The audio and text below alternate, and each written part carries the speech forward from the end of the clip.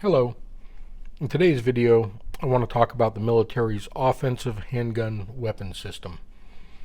In 1985, the United States military decided to retire its .45 caliber Colt, the 1911.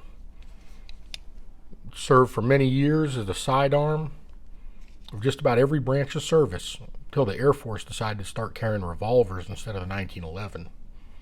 1911 and 1985 got replaced by the 9mm Beretta. The .45 caliber went away. Enter the 9mm Beretta, known as the M9 in the military. Provide a little bit more firepower with more rounds, but a little bit less stopping power. The military was having some issues with it, so they decided they need to look at something for special operations. They decided to come up with an offensive handgun weapon system.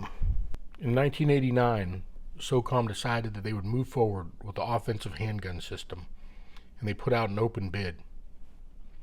Two people entered the contract for the open bid, Colt and Heckler & Koch, or Heckler & Koch, or HK, however you want to say it. These two companies were to design a pistol that would meet the requirements they have for an offensive weapon, which would consist of a pistol, a suppressor for the pistol, and a laser aiming module consisting of a laser and a light to aid with more urban operations as the United States moved out of the Cold War and started to realize more missions were going to be urban or MOUT based. In the end, H&K ended up winning the bid. They got granted the rights to make the Mk23 Mod O for United States SOCOM. This is a civilian version of what ultimately became the pistol known as the Offensive Weapon System.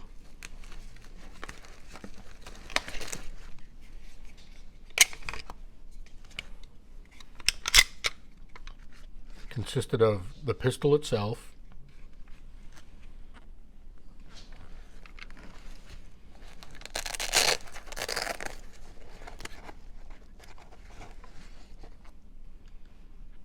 a light or laser system that would mount on it,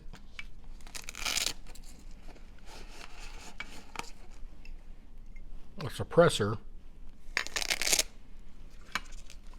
and magazines that held at least 10 rounds. Heckler & Koch ended up making it for 12 rounds for the military, 10 rounds for civilian.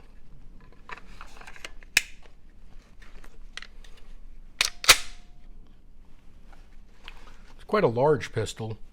Didn't see many people when I was in the military using it.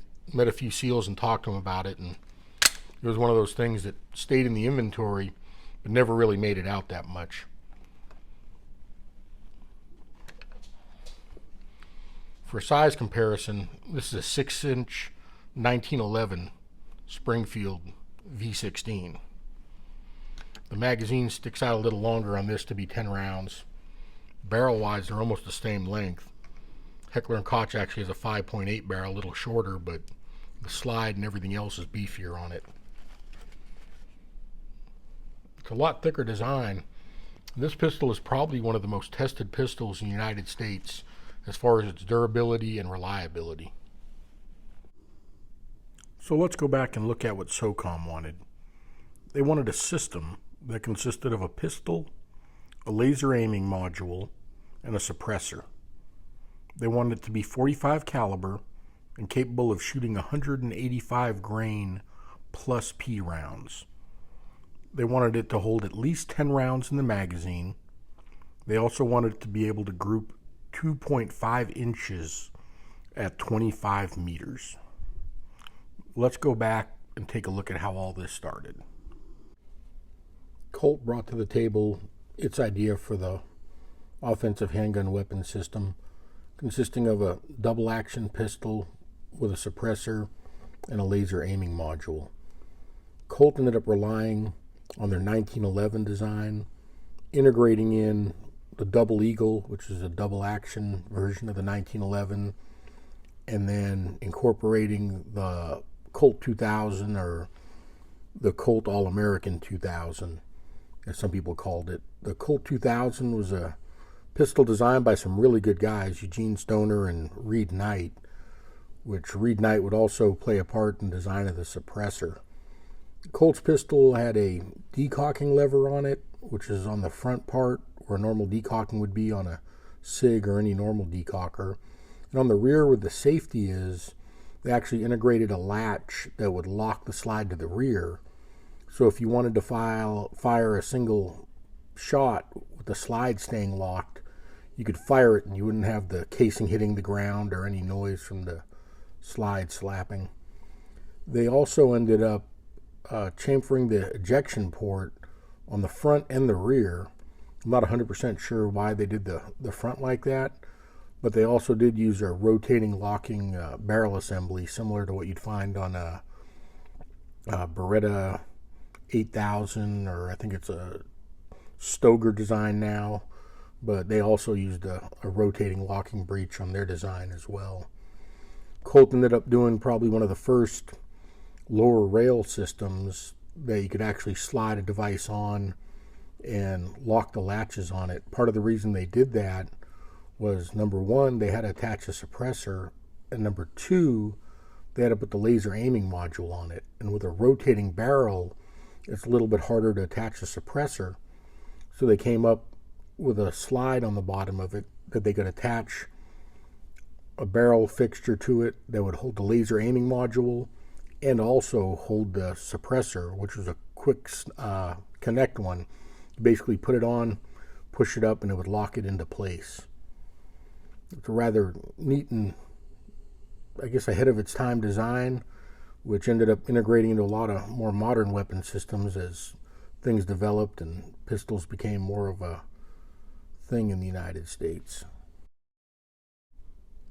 The Colt, when broken down, consists of the slide assembly, the rotating and locking barrel, the retained spring assembly, along with the muzzle and laser aiming module attachment device, the lower frame, the magazine, and then you also had the laser aiming module known as a LAM now, and then you also had the suppressor that went with it. The final design that Colt had was pretty heavy and pretty large, considering they had a single stack 10-round magazine in it, and ultimately after the first round phase out, their selection ended up not making the cut, and it ended up going to Heckler & Koch, who we'll talk about. This is Heckler & Koch's original design that they put forward. If you notice, it has a boxy, almost rectangular suppressor on it and a large LAM that sits underneath it. Their final one that got approved ended up using a reignite suppressor on it and a Wilcox laser system that consisted of the base module that attached to the weapon, a laser aiming module, and a light system. So basically it was 3 parts that mounted onto the pistol. Both the original one and the one that was accepted are shown above. The one on top is with the Insight Technology laser system, which is what SOCOM actually ended up implementing and using. The Wilcox is more of the prototype one that was used through the testing but wasn't adapted in the actual final use. The original Heckler & Koch design on the slide was marked as U.S. government caliber 45 on the slide, and right below, if you see where the 45 is on the slide, there's a little notch, and on the forward part on the inside of the trigger guard there's a little tab which you can push up, and it would actually lock the slide into place. So similar to the Colt, how it was in the rear where you could lock the slide, Heckler & Koch ended up integrating into the slide lock tab that you could push up, and it would lock the slide, so if you wanted to fire a single round you could. On the final development pistol, they ended up eliminating that, and they say Mk23 US SOCOM on the official military ones. The civilian ones will have Mark 23 spelled out on the side.